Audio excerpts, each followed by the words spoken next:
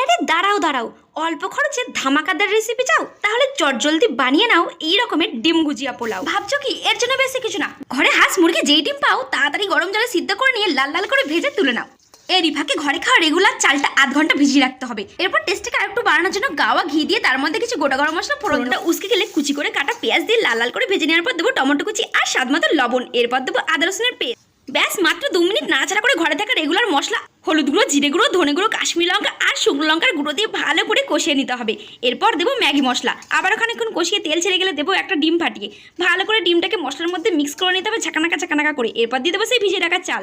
এরপর চালটাকে ওলট পালট করে মশলার সঙ্গে ভালো করে মিশিয়ে চালের পরিমাপ অনুযায়ী তার দ্বিগুণ জল দিয়ে দিতে হবে। এরপর দেবো দুটো চেরা কাঁচা লঙ্কা আর সিদ্ধ করা সেই ডিম। ব্যাস এবার ঢাকনা চাপা দিয়ে 20 মিনিট মতো জাল দিয়ে নিলেই রেডি ধামাকাদার ডিম গুজিয়া পোলাও। ব্যাস এবার ওপর থেকে গা ঘি ছড়িয়ে দিয়ে প্লেটে ধোয়া ওঠাও আর যত খুশি খাও, খেয়ে বলো জাস্ট ফাটাফাটি।